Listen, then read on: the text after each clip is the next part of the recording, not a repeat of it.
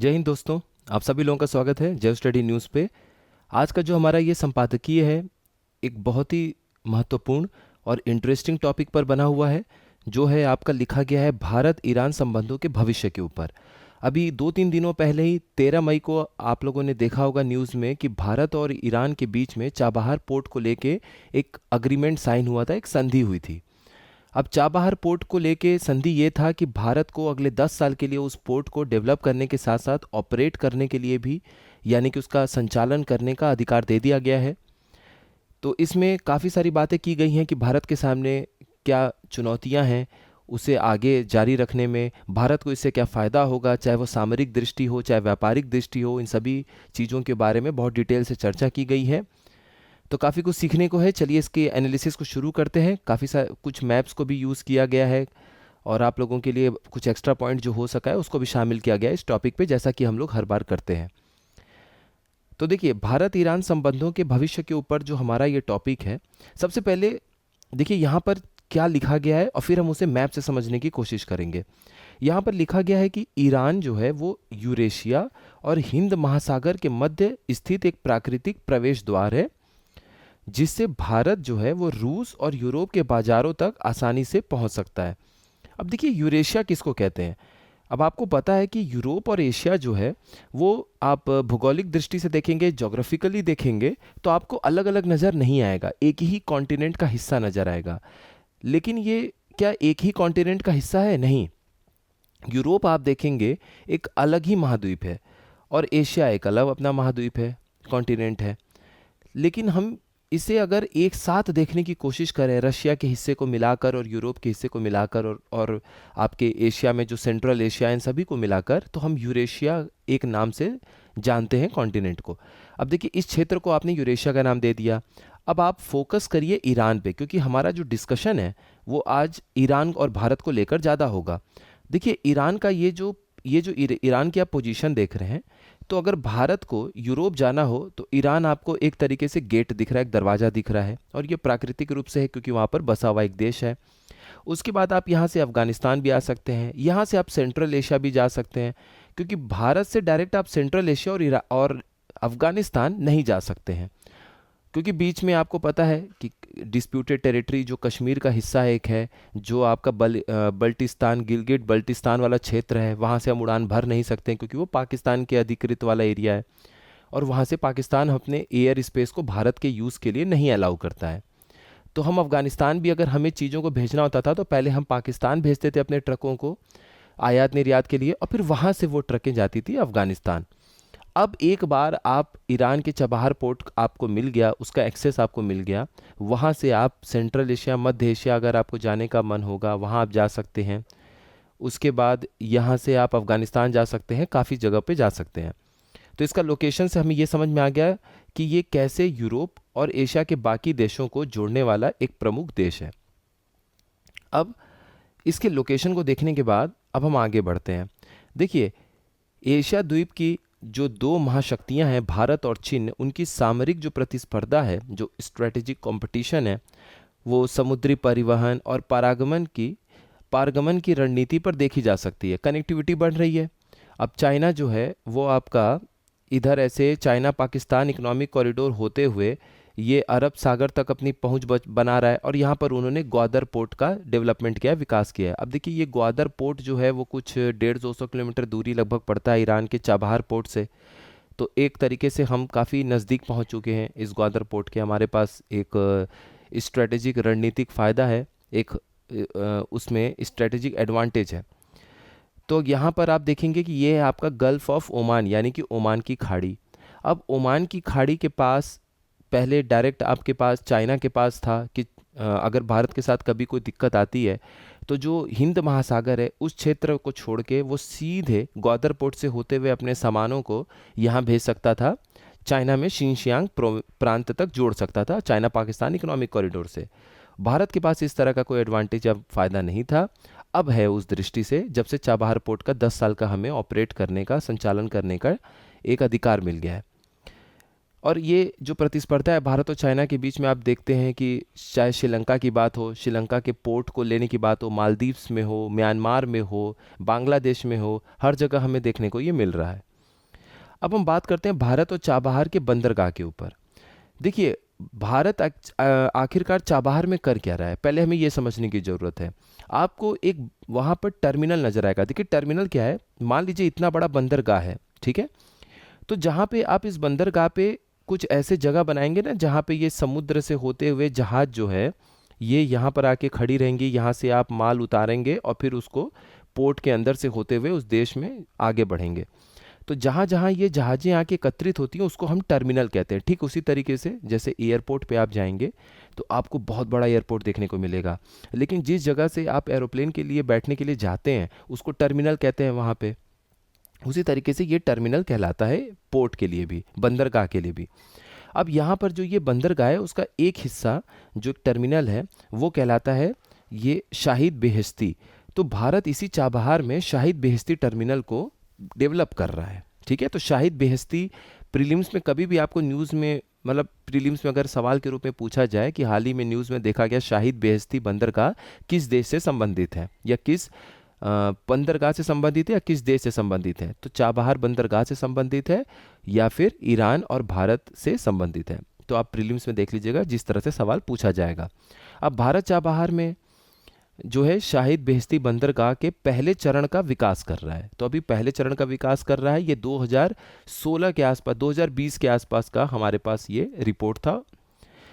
अब देखिए उसके आगे क्या है। अभी हाल ही में जो भारत और ईरान के बीच में 10 सालों को लेके चाबहार बंदरगाह के 10 साल का जो संचालन है उसको लेके जो न्यूज़ थी उसको हम डिटेल में समझते हैं कि आखिर ये हुआ क्या था। तो भारत की तरफ से इंडिया पोर्ट ग्लोबल लिमिटेड और ईरान की तरफ से बंदरगाह और समुद्री संगठन के बीच हस्ताक्षरित समझौते के तहत भारत 10 वर्षों के लिए रणनीतिक बंदरगाह यानी कि strategic port Shahid Beheshti terminal का विकास और संचालन दोनों करेगा।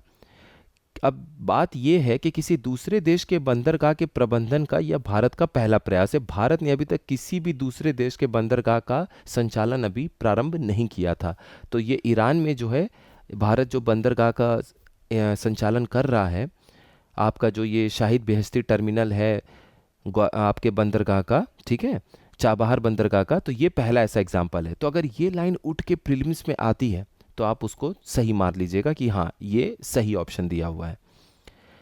अब आगे हम जब बढ़ते हैं तो देखिए हमें पता है कि जो पोर्ट है उससे हम सेंट्रल एशिया, मध्य एशिया के जो प्रमुख देश हैं जैसे कजाकिस्तान है, किर्गिस्तान है, तुर्कमेनिस्तान है, उज्बेकिस्तान है, इनसे तो हम जुड़ ही सकते हैं। ये फ़ायदा तो हम देखते हुए चल रहे हैं, लेकिन हमें कुछ चीज़ों को ये भी समझना पड़ेगा कि हमारे सामने चुनौतियाँ भी आती रहेंगी। किस तरीके से आएंगी आइए देखते हैं। देखिए ईरान को अगर आप समझेंगे तो ईरान एक ऐसा देश है जो राजनीतिक, कूटनीतिक, आर्थिक और सामरिक यानी कि हर फ्रंट पे प्रतिबंधों का सामना कर रहा है और उस प्रतिबंधों का सामना करते हुए अमेरिकी विरोधी जो खेमे हैं उनसे जुड़ने के लिए हमेशा तैयार रहता है। अब ये अमेरिकी विरोधी खेमे कौन कौन से हैं जिनसे अमेरिका का डायरेक्ट या तो प्रतिस्पर्धा है या तो उनसे सामरिक रूप से या सुरक्षा की दृष्टि से एक प्रतिस्पर्धा या चुनौती होती है, जिसमें एक आपका आता है रशिया, एक आपका आता है चाइना, एक आपका ईरान तो खुद है ही। तो अब ईरान जो है वो रशिया और चाइना से अपनी दोस्ती को मजबूत कर रहा है, क्योंकि देखिए ईरान के ऊपर डॉलर के व्यापार को लेके प्रतिबंध लगा दिया यूएस ने। तो इसका मतलब साफ साफ है कि ईरान किसी भी दूसरे देश के साथ डॉलर में पेमेंट करके सामान को ना बेच सकता है ना खरीद सकता है। तो ये तो बड़ी मुश्किल वाली बात हो गई। तो ईरान को इसी समय चाइना ने हेल्प किया आज से 3 साल पहले 2021 के आसपास, और चाइना ने कहा कि इन प्रतिबंधों का एक जवाब ये है कि आप पहले आप मेरी करेंसी लीजिए और डॉलर में नहीं, पहले हम आपको सामान बेचेंगे, पहले आप हमें तेल दीजिए और तेल जो आप हमें देंगे हम आपको पेमेंट करेंगे अपनी रेनमेनबी में। रेनमेनबी में हम पेमेंट कर दिए, युआन में पेमेंट कर दिए। तो चाइना की जो करेंसी है वो ईरान ने रख लिया। अब चाइना बोलता है कि हम जो आपको सामान बेचेंगे आप हमारी करेंसी में खरीद लीजिएगा। इस तरीके से डॉलर में जो व्यापार का प्रतिबंध यूएस ने आपके ऊपर लगाया है उससे बचने का ये बहुत बेहतरीन तरीका है। तो इस तरीके से ईरान जब मुश्किल घड़ी में चाइना उसके साथ खड़ा रहा तो उनके और क्लोज जा रहा है।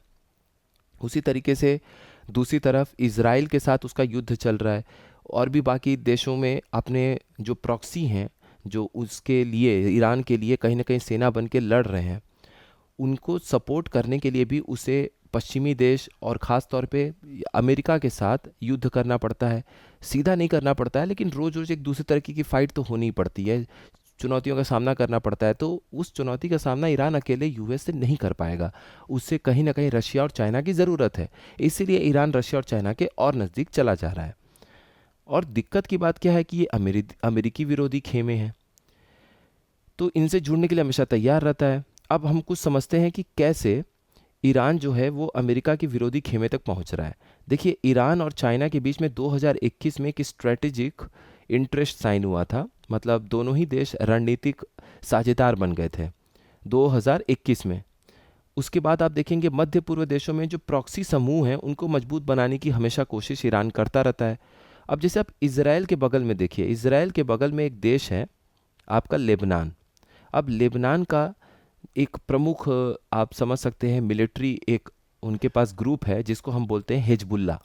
अब ये जो हिजबुल्ला है, हिजबुल्ला जब अपने आप को स्थापित किया तो उनका लक्ष्य था कि हमें इजराइल को बर्बाद करना है, क्योंकि इजराइल जो है वो कहीं ना कहीं पैलेस्तीन के साथ वॉर में है, और पैलेस्तीन जो है उसको सपोर्ट, फ़लस्तीनी जो हैं देश के लोग, उनको सपोर्ट करता है आपका हिजबुल्ला ग्रुप, जो कि एक युद्ध लड़ने वाला एक मिलिट्री ग्रुप है, किसका, लेबनान का।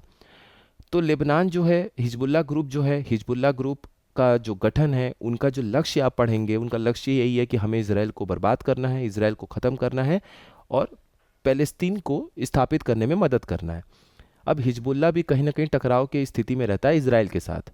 हिजबुल्ला जो है वो अपना निष्ठा कहीं ना कहीं ईरान के जो सुप्रीम लीडर हैं उनकी तरफ रखता है। तो ईरान जो है इनको सपोर्ट करता है हथियार, टेक्नोलॉजी और आइडिया और दिमाग के मामले में हिजबुल्ला ग्रुप को। तो हिजबुल्ला को ईरान का प्रॉक्सी ग्रुप कहा जाता है। प्रॉक्सी का मतलब क्या हुआ, जैसे अटेंडेंस में आप और हम मतलब प्रॉक्सी मारा करते थे बचपन में, तो प्रॉक्सी का क्या मतलब था कि हमारा कोई दोस्त नहीं आया तो उसके बदले हमने उसका अटेंडेंस लगा दिया।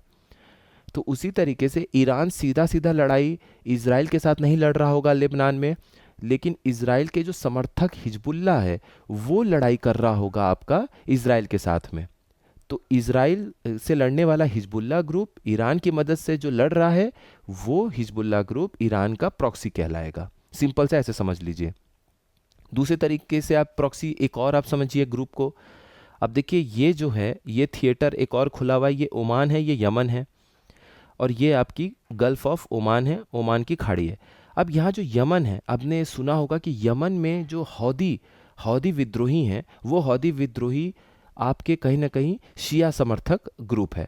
अब ईरान को आपको समझना होगा कि वो शिया समर्थक ग्रुप है, तो कहीं भी एक तरीके से शिया समर्थक लड़ाके लड़ रहे होंगे युद्ध अपने वजह से या किसी भी वजह से, तो ईरान उन सभी का एक लीडर बन के सामने आता है। हौदी जो विद्रोही हैं आपके ओमान में और यमन में, माफ़ करिएगा, तो यमन में हौदी रेबेल जो हैं वो वहाँ पे लगभग फैले हुए हैं, हौदी रेबेल्स या फिर हौदी विद्रोही। इन विद्रोही के खिलाफ सऊदी अरेबिया ने भी जंग लड़ा, इनके ऊपर रॉकेट दागे, इनके ऊपर बम गिराए। अब ये जो हौदी रेबेल हैं, इनको सऊदी अरेबिया से लड़ने के लिए, हौदी जो लड़ाके हैं सऊदी अरेबिया से लड़ने के लिए उन्हें चाहिए हथियार, उन्हें चाहिए टेक्नोलॉजी, उन्हें चाहिए लॉजिस्टिक सपोर्ट, मतलब कि उन्हें लोकेशन पता होना चाहिए कैसे लड़ना है। तो वो सपोर्ट आपको कहीं ना कहीं ईरान की तरफ से देखने को मिलता है। तो ये भी एक तरीके से हौदी जो लड़ाके हैं उनको ईरान का प्रॉक्सी माना जाता है। तो इस तरीके से ये जो प्रॉक्सी लड़ाई है ये ईरान को दूर करता है अमेरिका से, क्योंकि आप सऊदी अरेबिया ऐसे ग्रुप को समर्थन दे रहे हैं हौदी लड़ाकों को जो कि सऊदी अरेबिया से लड़ रहा है, और सऊदी अरेबिया एक तरीके से एलाई है, पार्टनर है किसका, अमेरिका का। तो फिर आप अमेरिका से एक तरीके से लड़ाई लड़ रहे हैं। और भी ऐसे कई कारण हैं जो अमेरिका विरोधी बनाता है ईरान को, हम आगे इसमें देखेंगे इस वीडियो में। दूसरी तरफ अगर आप देखेंगे, अब यहाँ तो बात होगी कि ईरान को क्यों रशिया और चाइना की ज़रूरत पड़ती है। दूसरी तरफ आप देखेंगे कि चीन से निपटने के लिए भारत को अमेरिका की ज़रूरत है। तो अमेरिका इस तरीके से एक स्ट्रेटेजिक पार्टनर है, भारत का रणनीतिक साझेदार है या सामरिक साझेदार है, क्योंकि चाइना अपने आप में एक बड़ा महत्वपूर्ण देश है, पावरफुल कंट्री है, जो कि सीधे रशिया को, सीधे यूएस को टक्कर दे रहा है। यूएस को टक्कर देने वाला एक महत्वपूर्ण देश है, मजबूत देश है। उससे लड़ने के लिए भारत को कहीं ना कहीं यूएस की ज़रूरत पड़ जाती है। भारत के फ्रंट पे नहीं तो जो दक्षिणी चीन सागर है, जो साउथ ईस्ट एशिया है, दक्षिण पूरब एशिया है, वहाँ के देशों में चाइना को काउंटर करने के लिए भारत और यूएस साथ साथ आ जाते हैं, क्योंकि दोनों का जो एक इसमें आप कह सकते हैं कि कन्वर्जेंस है, स्ट्रेटेजिक कन्वर्जेंस है। स्ट्रेटेजिक कन्वर्जेंस का मतलब दोनों का जो रणनीतिक रूप से आप समावेश देखेंगे, वो समावेश एक ही डायरेक्शन में जाता है कि चाइना जो उभरता हुआ मजबूत देश है, हमें उसे कहीं ना कहीं काउंटर करना है, रोकना है। क्योंकि मजबूत चाइना न भारत को चाहिए और न ही यूएस को चाहिए। तो यहाँ पर चूंकि दोनों की जो रणनीतिक समझ है वो एक जैसी हो जाती है, दोनों का जो सामरिक फायदा है यानी कि स्ट्रेटेजिक गेन है, एडवांटेज है, वो एक हो जाता है। उसकी वजह से दोनों साथ आ जाते हैं हर उस क्षेत्र में जहां पर दोनों के साथ आने से चाइना को हम रोक सकते हैं। अब ऐसे में सवाल ये है और समझदारी ये है और सवाल ये है कि भारत और ईरान के संबंधों के जो दीर्घकालीन समय तक सामान्य बने रहने को लेकर आशंकाएं बनी हुई हैं। तो आशंका इसी बात को लेकर है कि जब भी हम ईरान से लंबे समय तक रिश्तों को सुधारने की बात करेंगे तो कहीं ना कहीं यूएस हमारे दिमाग में आएगा, क्योंकि यूएस हमारा ज़्यादा महत्वपूर्ण पार्टनर है। तो ऐसे में संशय यही बना हुआ है कि कितने हद तक और कितनी दूर तक हम ईरान के साथ इस तरीके के समझौते को निभा पाएंगे, जैसा कि भारत ने चाबहार पोर्ट पे 10 साल के लिए समझौता जो है उसके संचालन का ईरान के साथ किया हुआ है। आगे बढ़ते हैं। देखिए, अब हम फायदे को समझते हैं कि क्यों ईरान और भारत को एक दूसरे की ज़रूरत पड़ेगी इस चाबहार डील की वजह से। देखिए, ईरान के पास कच्चे तेल और प्राकृतिक गैसों के बहुत बड़े बड़े भंडार हैं। इसी भंडार को देखते हुए भी चाइना ने अरबों खरबों रुपए वहाँ पे इन्वेस्ट किए हैं, निवेश किए हैं ईरान के अंदर में। अब ईरान चाहता है कि वह अपना तेल बेचने के लिए भारत को एक बड़े बाजार के रूप में देखता है। देखिए, कोई भी देश जो तेल निर्यात करता है वो कभी भी नहीं चाहेगा कि उसका मार्केट केवल एक देश हो। कारण क्या है कि अगर भारत बहुत लंबे समय तक ईरान से तेल नहीं खरीदेगा और सिर्फ चाइना उनका एक प्रमुख ग्राहक रहेगा, तो चाइना को भी कुछ समय बाद ये पता होगा कि ईरान सिर्फ अपना तेल मुझे ही बेच रहा है, उसका तेल इतने बड़े स्तर पे कोई और देश खरीदने को तैयार नहीं है या नहीं खरीद रहा है। तो चाइना अपनी मर्जी से रेट को थोड़ा सा कम करके ईरान से खरीद सकता है, और ईरान की बाध्यता होगी कि चूंकि एक ही हमारे पास मार्केट है, एक ही हमारे पास देश है जहां पर हम अपने तेल को निर्यात कर सकते हैं, तो मजबूरन उसे भी अपने रेट को कहीं ना कहीं कम करना पड़ेगा, जो कि लंबे समय में दीर्घकालीन अगर आप अवधि में देखेंगे तो ये उसके लिए फ़ायदेमंद नहीं है। इसीलिए ईरान भी बाकी देशों की तरह चाहता है कि मेरे पास कम से कम दो देशों का एक मार्केट हो अपने तेल को निर्यात करने के लिए, ताकि एक कंपटीशन जो प्राइस में होता है, एक प्रतिस्पर्धात्मक जो आपका प्राइस होता है किसी भी चीज़ को बेचने का दाम होता है, उस दाम में वो प्रतिस्पर्धात्मक दाम बना सके। अगर चाइना रेट कम करता है तो भारत को सप्लाई कर दे, भारत कहीं ना कहीं कम करता है तो चाइना को सप्लाई कर दे, इस तरीके से वो एक बैलेंस बना सकता है। तो भारत तो चाइना तो ईरान को भारत की ज़रूरत है एक मार्केट के रूप में।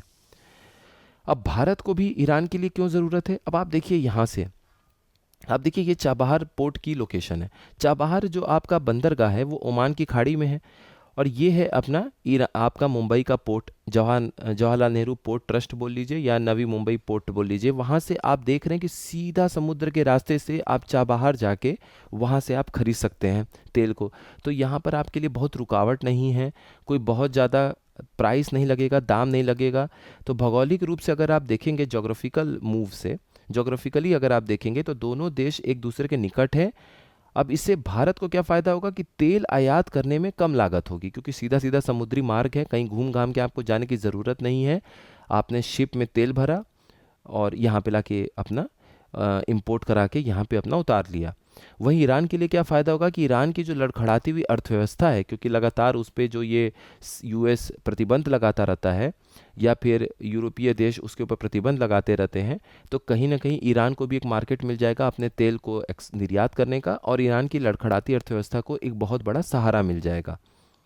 अब भारत वैश्विक नियमों में, अब देखिए यहाँ पर क्या बात है कि हमें तो पता है कि इसका फ़ायदा क्या है। अगर भारत और ईरान के बीच में एक अच्छा रिलेशन स्थापित होता है और ख़ास तौर पे हम भारत जो है वो ईरान से तेल लेता है, लेकिन भारत ईरान से आपको पता है कि पिछले 5 साल से 2019 से तेल नहीं ले रहा है, तो इसको आप कैसे बोलेंगे? इसको आप सीधा नहीं लिखेंगे, इसको थोड़ा सा भारत के फेवर में लिखते हुए आप इस तरीके से अपने आंसर को लिख सकते हैं कि चूंकि भारत वैश्विक नियमों में बंधा हुआ एक लोकतांत्रिक और जिम्मेदार देश है, इसीलिए भारत ने अमेरिकी प्रतिबंधों को देखते हुए वर्ष 2019 से ही ईरानी तेल का आयात बंद कर दिया है। तो लगभग 5 साल होने को आ गए हैं कि आपका भारत जो है वो निर्यात नहीं कर रहा है तेल को ईरान से। अब भारत ईरान के बीच में जो चाबहार समझौता हुआ है उसको हम भू राजनीतिक महत्व के रूप में देखते हैं या फिर जियोपॉलिटिकल एडवांटेज के रूप में समझते हैं कि क्या होगा। देखिए, अभी तक हम सिर्फ भारत और ईरान के बीच में और पड़ोसी देश हैं उनके बीच में हम देख रहे हैं कि भारत को क्या एडवांटेज मिल सकता है। अब हम इसके थोड़े बड़े फायदे को देखते हैं। ईरान होकर मध्य एशियाई राज्यों तक निर्यात करने के लिए एक उत्तर दक्षिण गलियारे का निर्माण भी किया जा सकता है। देखिए, सन 2002 की बात है। 2000 में कॉन्सेप्ट, सन 2000 में, आज से 24 साल पहले एक कॉन्सेप्ट शुरू हुआ था। एक कॉन्सेप्ट पे चर्चा शुरू हुई थी ईरान, भारत और रूस के बीच में। ये हुआ था कि हम एक अंतर्राष्ट्रीय उत्तर दक्षिण गलियारा बनाते हैं जो कि रशिया से होते हुए और वहाँ के कैस्पियन समुद्र से होते हुए, और वो आपका आपका आएगा कहाँ पर? ईरान, और ईरान से अरेबियन सी यानी कि अरब सागर होते हुए हम यूपी, आपका या तो मुंबई या फिर आपका कांडला पोर्ट जो गुजरात में है वहाँ पे हम सामान को, तेल को इंपोर्ट एक्सपोर्ट आयात निर्यात करेंगे। बड़ा अच्छा कॉन्सेप्ट था। और सन 2002 की बात है जिसमें रूस, ईरान और भारत, इन तीनों ने एक प्रारंभिक समझौता किया जिसे हम प्रीलिमिनरी अग्रीमेंट बोलते हैं। उसके तहत ये बोला गया कि हम इस अंतर्राष्ट्रीय उत्तर दक्षिण गलियारे की चीज़ को आगे बढ़ाएंगे और इस कॉन्सेप्ट को हम धरातल पे उतारने की कोशिश करेंगे विभिन्न निर्माणों के द्वारा। क्योंकि देखिए, इसमें कॉन्सेप्ट क्या बनाया गया कि मान लीजिए कि मुंबई में हमारा कोई सामान है और हमें उसे निर्यात करना है रशिया को। तो रशिया को क्या, मान लीजिए आपको जाना है यूरोपीय देशों में, तो आपके पास पहले क्या ऑप्शन था कि आप वहाँ से जाएंगे पर्शियन की खाड़ी से होते हुए, फिर भूमध्य सागर मेडिटेरियन सी से होते हुए आप आगे बढ़ेंगे, फिर इस तरीके से घूमते हुए ये आपका आइबेरियन पेनिनसुला है जो पुर्तगाल और स्पेन पड़ता है। उसके बाद आप इधर से उत्तर नॉर्थ सी होते हुए सेंट पीटर्सबर्ग रशिया पहुंचेंगे। इतने लंबे रूट के बाद आप सीधा सीधा रूट लीजिए। आप सीधे पहले जाइए बंदर अब्बास पोर्ट पे। बंदर अब्बास पोर्ट ईरान का, समझ लीजिए कि ये आपका लगभग लगभग यहाँ से पश्चिम में जब आप बढ़ेंगे, दक्षिण पश्चिम साइड में लगभग 650 किलोमीटर के आसपास, तब आज का आपको बंदरगाह चाबहार पोर्ट देखने को मिलेगा जो भारत अभी 10 सालों के लिए संचालन करेगा। फिर यहाँ पे प्लान था कि बंदर अब्बास से ईरान में जब हम प्रवेश कर गए तो कुछ महत्वपूर्ण शहरों से होते हुए अब ट्रक से अपना सामान लोड करके हम रोड के रास्ते या ट्रेन के रास्ते होते हुए पहुंचेंगे कैस्पियन सी के पास। कैस्पियन सी के पास इनका जो पोर्ट था ईरान का बंदरगाह, वहाँ से हम आगे बढ़ेंगे और अजरबैजान को हम कनेक्ट कर सकते हैं बाकू के थ्रू। बाकू जो कैपिटल है अजरबैजान का, वो सवाल भी आपका आता है, जब कभी कभी सवाल इस तरीके से आता है कि कौन कौन से ऐसे देश हैं जो कि बंदरगाह के रूप में भी डेवलप हैं या समुद्र के तट पे बसे हुए हैं, तो उसमें एक आपका बाकू भी होगा जो कि अजरबैजान की राजधानी है और कैस्पियन समुद्र के तट पे बसी हुई है। ठीक है, और वो अपने आप में एक बंदरगाह भी है। वहाँ से आप होते हुए एक समुद्री ही है कैस्पियन सी, हालांकि कैस्पियन सी को दुनिया का सबसे बड़े झील के रूप में भी हम ज्योग्राफी में पढ़ते हैं। वहाँ से आप अस्त्रखान आएंगे। अस्त्रखान जो है वो आपका रशिया में पहुँच गए आप, और फिर वहाँ से मॉस्को, और मॉस्को से सीधे होते हुए सेंट पीटर्सबर्ग आप पहुँच जाएंगे। तो इस तरीके से ये बहुत बेहतरीन एक प्लान की रचना की गई थी और 2002 में एक प्रारंभिक समझौता भी साइन हो गया था भारत, रूस और ईरान के बीच में। तो इसका एडवांटेज अब आप समझ ही चुके हैं कि अंतर्राष्ट्रीय नॉर्थ साउथ ये जो कॉरिडोर है इससे भी हमें जुड़ने का फ़ायदा मिल जाएगा। यहाँ से हम मध्य एशियाई के जो प्रमुख देश हैं, कजाकिस्तान, उज्बेकिस्तान, तुर्कमेनिस्तान, ये सब जो टाइप के देश हैं जहाँ पे हम सीधे सीधे अपने जम्मू कश्मीर वाले हिस्से से नहीं जुड़ सकते हैं, तो वहाँ से भी हम जुड़ सकते हैं ईरान से होते हुए। फिर हम अफ़गानिस्तान में भी जुड़ सकते हैं। हालांकि ये बात अलग है कि अफ़गानिस्तान में अभी तालिबान की सरकार है, तो हमें अभी थोड़ी मुश्किल होगी ईरान से होते हुए वहाँ तक जाने की। लेकिन फिर भी जो भी हम व्यापार कर पा रहे हैं या जो भी हम भविष्य में व्यापार करेंगे जिसका रास्ता पाकिस्तान के होते हुए हमें कहीं ना कहीं बंद हो जाता है, या पाकिस्तान एक अलग एक उनके लिए फ़ायदा है तो वो अलग अलग गेम के रूप में लेते हैं इसे, अपने फ़ायदे के हिसाब से वो कभी भी इसे चालू करवा सकते हैं, बंद करवा सकते हैं, जो भारत निर्यात करता है सामानों का। तो हमें क्यों पाकिस्तान के निर्णयों पर निर्भर होना है? हम आराम से बंग आपका अरेबियन सी यानी कि अरब अरब की लहरों से होते हुए हम आराम से पहुंच जाएंगे ओमान की खाड़ी में। ओमान की खाड़ी में अपने बंदर अब्बास पोर्ट या फिर चाबहार पोर्ट पे उतरेंगे और वहां से फिर हम चले जाएंगे जहां भी हमें सामान को भेजना है। तो इस प्रकार इस बंदरगाह को भारत की सामरिक, आर्थिक और भू राजनीतिक स्थिति को बेहद मजबूत बनाने में एक साबित हो सकता है, मील का पत्थर साबित हो सकता है। देखिए अब चुनौतियों की बात करते हैं। एडवांटेज पे हमने बहुत ज़्यादा बात कर लिया, अब चुनौतियाँ क्या क्या आएंगी भारत के सामने। देखिए चाबहार बंदरगाह जो है उससे भारत को होने वाले फायदे के केंद्र में 3 देश हैं। कौन कौन से? ईरान, रूस और अफगानिस्तान। ठीक है, देखिए ये मान लीजिए पोर्ट है, तो एक तो रशिया इधर है, ये ईरान खुद यहाँ पर है, और अफगानिस्तान, ये 3 देश केंद्र में हैं जो कि भारत के साथ साथ इस प्रोजेक्ट में फ़ायदा उनको मिलेगा। अब तीनों देशों पर वर्तमान में कड़े वैश्विक प्रतिबंध हैं। क्यों क्यों हैं? देखिए अभी हाल ही में आपको पता है कि रूस और यूक्रेन की लड़ाई लगातार जारी है और पुतिन दोबारा राष्ट्रपति चुनकर आए हुए हैं। और पुतिन जो हैं वो किसी भी हालत में यूरोपीय देशों को पसंद नहीं है, उनके डिसीजंस पसंद नहीं हैं, और वॉर में जाने का यूक्रेन के साथ उन्हीं का डिसीजन था। तो उसकी वजह से रशिया के ऊपर चाहे कनाडा हो, चाहे यूएस हो, चाहे बाकी देश हों, ऑस्ट्रेलिया हो या फिर आपके यूरोपीय देश हों, सभी ने बहुत कड़े कड़े प्रतिबंध लगा रखे हैं। इस लिहाज से भारत अगर रशिया के बहुत करीब जाता है या फिर रशिया को किसी प्रोजेक्ट से फ़ायदा होता है तो उस पर नज़र बनी रहेगी यूरोपीय देशों की भी और अमेरिका की, और वो चाहेंगे कि इस तरह के किसी भी प्रोजेक्ट से इस देश का फ़ायदा ना हो। ठीक वही केस ईरान का ले लीजिए। ईरान जो परमाणु बम बनाने की कोशिश में लगा हुआ है, उसके ऊपर समय समय पर यूएस ने काफ़ी सैंक्शंस लगाए हुए हैं। उसकी वजह से भी ये देश ये नहीं चाहेंगे कि यूरोपीय देश और यूएस अमेरिका जो है वो ये नहीं चाहेगा कि कोई भी ऐसे प्रोजेक्ट में ये शामिल हो जाए ईरान रशिया के साथ में या रशिया के बिना, जहाँ पर इसको भी वही फ़ायदा हो रहा हो जैसे अभी रशिया को हो रहा है।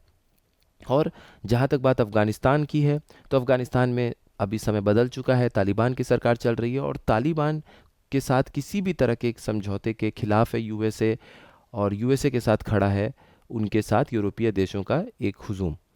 तो ये तीनों ही देश जो इस प्रोजेक्ट से कहीं ना कहीं उनको फ़ायदा मिल रहा है, उस पे पूरे यूरोपीय देशों का और जो भी देशों ने इन पे प्रतिबंध लगाया हुआ है अमेरिका सहित, उनकी नज़र बनी हुई है कि हमें किसी भी तरह इस तरह के प्रोजेक्ट को सक्सेसफुल नहीं होने देना है जिसमें इन तीनों ही देशों का फ़ायदा हो। तो ईरान की कूटनीति और भारत, अच्छा दूसरी चीज़ एक और समझिए कि ईरान और भारत का जो एक आपसी फ़ायदा था वो तो हमने चर्चा कर लिया कि इस बंदरगाह से जुड़ने के बाद रिश्ते किस तरीके से सुधरेंगे और दोनों ही देशों को क्या फ़ायदा है। लेकिन आप एक नज़रिया समझेंगे कि ईरान का जो कूटनीतिक एक स्थिति है और भारत का जो कूटनीतिक समझ है, तो दोनों इस समय बहुत ज़्यादा अलग हैं। ईरान के जो 2 सबसे बड़े शत्रु राष्ट्र हैं उसमें इस समय अमेरिका और इजराइल दोनों ही शामिल हैं। कुछ दिनों पहले जो इजराइल और गाजा स्ट्रिप यानी गाजा पट्टी के बीच में जो युद्ध हो रहा था, उसको रोकने के लिए ईरान ने इजराइल पे दबाव बनाया कई सारे मिसाइल्स को दाग के। तो एक तरीके से ईरान ने तो अपने फ्रंट पे इजराइल के साथ युद्ध छेड़ दिया था। हालांकि यूएसए के बीच में आने की वजह से यूएसए ने कई सारे मिसाइल्स बीच में डिस्ट्रॉय कर दिए थे, तबाह कर दिए थे ईरान के, जो उसने इजराइल पे छोड़ा था। तो अमेरिका के हस्तक्षेप करने की वजह से कहीं ना कहीं ईरान थोड़ा दबा पीछे हटा, वरना एक तरीके से ईरान ने तो इजराइल के खिलाफ युद्ध छेड़ ही दिया था। तो फिलहाल ईरान के लिए 2 सबसे बड़े शत्रु देश के रूप में अमेरिका और इजराइल शामिल हैं। लेकिन यही दोनों देश ऐसे हैं, इजराइल और अमेरिका, भारत के नज़रिए से सबसे महत्वपूर्ण देशों में से एक हैं इस समय। अगर आप हथियारों की इंपोर्ट के बारे में बात करेंगे, आयात के बारे में बात करेंगे, जो सिप्री की रिपोर्ट आई थी, सिप्री आपने पढ़ा होगा, Stockholm peace research institute, SIPRI की रिपोर्ट के हिसाब से रशिया अभी भी भारत का सबसे बड़ा हथियार आयातक है। तो भारत के लिए जितने देश हैं जहाँ से वो आयात करता है अपने हथियार को, तो उसका 36% हिस्सा अभी भी पूरे हथियार का वो भारत जो है वो रशिया से आयात करता है। तो रशिया एक इम्पॉर्टेंट निर्यातक है भारत के लिए हथियारों के मामले में, या फिर भारत के लिए रशिया एक महत्वपूर्ण आयातक है। अब 36% जो है वो हम रशिया से हथियारों को आयात करा रहे हैं। और दूसरे नंबर पर अगर आप देखेंगे रूस के बाद में, तो इजराइल का ही नाम आता है सबसे बड़े हथियार रक्षा आपूर्तिकर्ता के रूप में, यानी डिफेंस सप्लायर के रूप में। तो यानी इजराइल का जो इम्पोर्टेंस है वो सिर्फ डिफेंस में ही नहीं है, डिफेंस में तो आपको देखने को मिल ही रहा है। अभी कुछ दिन पहले हम लोगों ने जल संकट के ऊपर भी जब एक आर्टिकल देखा था, उसमें देखा था कि किस तरीके से जब 2018 के आसपास नेतान्याहू जब भारत आए थे तो उन्होंने एक जीप दिया था। आपने अभी देखा होगा, एक दो दिन पहले जो आर्टिकल हमने डिस्कस किया था, उस जीप में उन्होंने क्या दिया था, डीसैलिनेशन प्लांट दिया था, कि किस तरीके से समुद्र के पानी का उपयोग करके लगभग 20,000 लीटर शुद्ध पानी जो है, शुद्ध पेयजल आप हर दिन बना सकते हैं। तो उस टेक्नोलॉजी में भी इसराइल मदद कर रहा है, खेती के लिए भी हमारे लिए वो मदद कर रहा है। राजस्थान में जो जिस तरीके से डेजर्टिफिकेशन बढ़ रहा है, यानी कि रेतीले हो रहे हैं ज़मीन, उनको रोकने के लिए भी इसराइल हमारी मदद कर रहा है। तो इसराइल कई फ्रंट पे भारत के साथ खड़ा है। यहाँ तक कि जो कुछ आतंकवादी हैं, उन लोगों के जो इन्फॉर्मेशन देने की बात आती है, उसमें भी हमारी इंटेलिजेंस एजेंसी और रशिया और आपके इसराइल का जो मोसाद है, उनके बीच में बहुत अच्छी अंडरस्टैंडिंग है, उसका भी हमें फ़ायदा मिलता रहता है। तो रणनीतिक रूप से, सुरक्षा की दृष्टि से, और भारत के और जितने भी खाद्य संकट के, जल संकट के, हर तरह के संकट की दृष्टि से इसराइल हमारा महत्वपूर्ण पार्टनर है। और रशिया के बारे में तो सब लोग जान ही रहे हैं। तो सवाल यही है यहाँ पर कि ईरान, रूस और चीन के साथ लगातार, अब देखिए ईरान जो है वो रूस और चीन के साथ भी लगातार आगे बढ़ रहा है। ऐसे में अमेरिका और यूरोप ईरान की ऐसी किसी भी योजना को फलीभूत नहीं होने देंगे जिसका व्यापक लाभ उसे मिल सके। तो यही सबसे बड़ा सवाल भी है और संशय भी है भारत के लिए, कि भारत ऐसी स्थिति में जब उसके रिश्ते ईरान के साथ बेहतर होने की कोशिश में हैं, वो कितने दीर्घकालीन समय तक अपने रिश्तों को बरकरार रख पाता है। ऐसे किसी भी तरह के अग्रीमेंट को जो चाबहार पोर्ट के रूप में भारत ने ईरान के साथ साइन किया है 10 साल के संचालन के लिए, वो कितना उसे दूर तक निभा सकता है, निभा पाएगा, कैसे इस चौतरफा दबाव का सामना कर पाएगा, जो कि अभी फ़िलहाल अमेरिका की तरफ से जो उपजा है। अमेरिका ने अभी भारत पे क्या बोला है, अब भारत को डायरेक्ट नहीं बोला, लेकिन इनडायरेक्ट तरीके से उसने बोला कि कोई भी देश अब हम उसे छूट नहीं दे सकते हैं अपने प्रतिबंधों का, जो ईरान के साथ महत्वपूर्ण डील में शामिल होगा। तो अभी तक अगर आप देखेंगे तो भारत को कहीं ना कहीं अमेरिका की तरफ से छूट मिलता रहा है, रणनीतिक रूप से भी और सामरिक रूप से भी एक छूट मिलता रहा है प्रतिबंधों से बचने के लिए। लेकिन फिलहाल जो अमेरिका का स्टैंड है वो यही बताता है कि भारत को किसी भी हालत में पीछे हटना होगा। ऐसे में देखना होगा कि भारत किस तरीके से स्थिति से निपटता है। अब से हम लोग अगर जब भी इस आर्टिकल को फॉलो करेंगे, आज का इस आर्टिकल को समझने के बाद, इस चुनौतियों को समझने के बाद आपके लिए चीज़ें काफ़ी आसान हो जाएंगी। तो ये हमारा एडिटोरियल एनालिसिस थोड़ा डीप में कंप्लीट होता है। आप सभी इसको पढ़िए अच्छे से। मिलते हैं नेक्स्ट इन्फॉर्मेटिव वीडियो में। आप सभी लोगों का बहुत बहुत धन्यवाद।